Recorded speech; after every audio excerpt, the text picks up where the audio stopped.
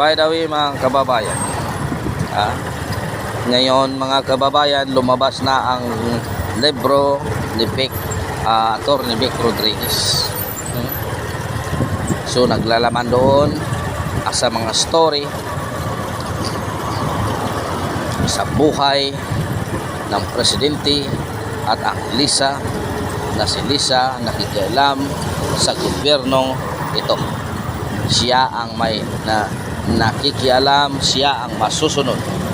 Kaya nagkaganon ang ating bansa, mga kababayan. So siguro itong libro ni Vic Rodriguez, isa rin itong siguro bumili rin dito si Lisa at binasa kung ano talaga ang katotohanan. Dito mo makikita mga kababayan. Kasi dito mo makikita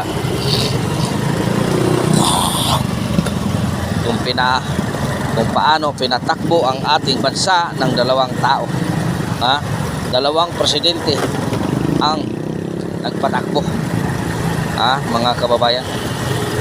So paano ngayon kaya walang desisyon, wala silang spokesperson na pwedeng matanungan kung ano man ang nangyayari at kalagayan ng ating bansa sa ngayon, di ba? O meron ba silang spokesperson? Wala. Caretaker lang sa ating Malacanang, pero hindi mo man tanongin. Kasi kung meron siyang spokesperson at talagang matatanong mo kung ano talaga ang nangyari at ang sitwasyon ngayon sa ating bansa. Kasi dalawa ang nagpapatakbo. So kung dalawa ang nagpapatakbo, dalawa rin ang tatanungin mo. Dalawa rin ang tatanungin mo, dalawang spokesperson. Yung spokesperson ni Lisa, yung kanang kamay na si Tipi. Isa si Tipi. Ngayon pinasabi na umuwi na ko ng bansa para tapatan ang madidiis. Paano mo tapatan ang mga didiis? Tapatan mo ang madidiis. Nasulit ito. Hinahantay lang ang go signal ng ating Sara. Tatlong Duterte ang tatakbo ngayong senatorial slate, pero hindi pa sila naglalabas, di ba? Hindi pa sila naglalabas, mga kababayan, ng senatorial slate. Pero ang mga kampo rin ni Marcos, hindi pa rin sila naglalabas. Hindi pa rin sila naglalabas. Ang kampo rin ni FL Lisa,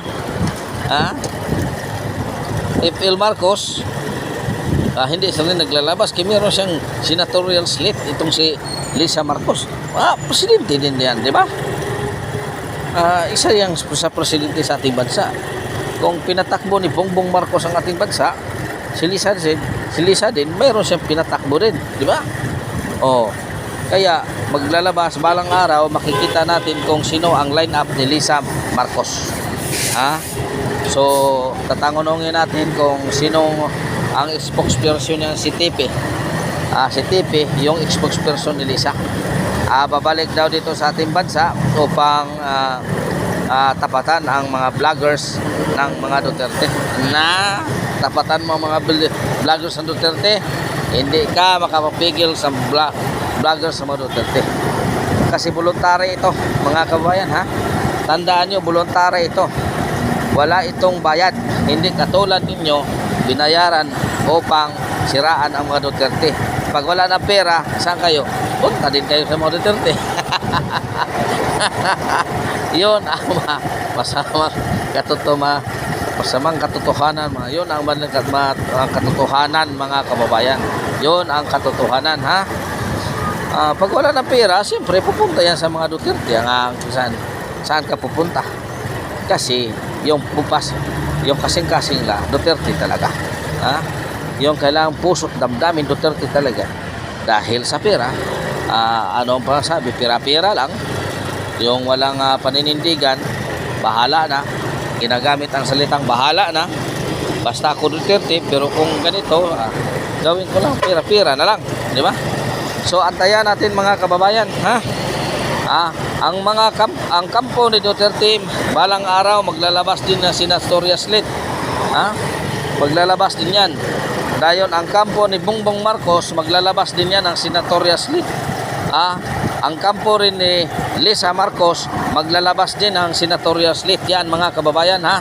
Tatlo yan kasi dalawang sa ngayong taon ito, dalawang presidente ang nagpapatakbo sa ating bansa. Kaya ngayon mayroon din siyang senatorial slate. Tingnan natin kung pwede natin mapagtungan si TP, yung kanang kamay o spokesperson ito ni Lisa.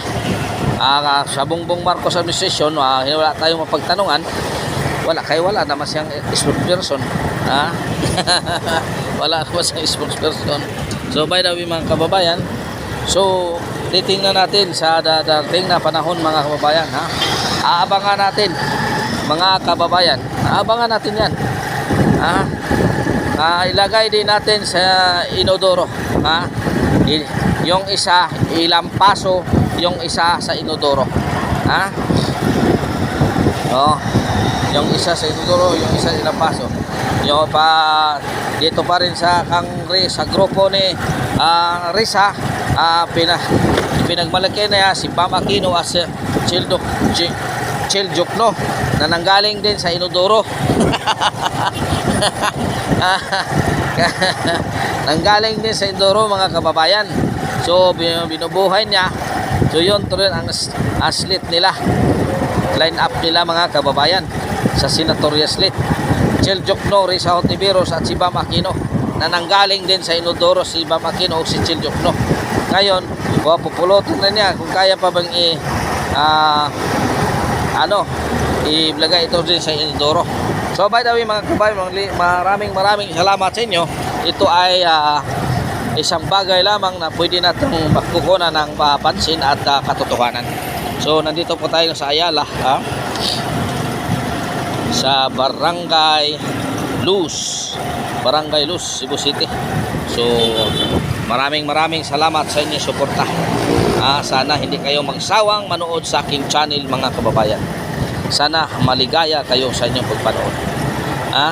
So Luzon, Visayas, Mindanao, God bless you. And Vietnamese, to all the people of Vietnamese, God bless you. And all the people of Uzbekistan, God bless you also. Maraming salamat. Sana masaya kayo at manood sa aking mga video. Canada, to all the people of Canada, so thank you very much while you are watching my channel. To all the people around the world, maraming salamat sa inyong suporta sa aking channel. God is good all the time. God is good. With senior kaninyong tanan mga kababayan.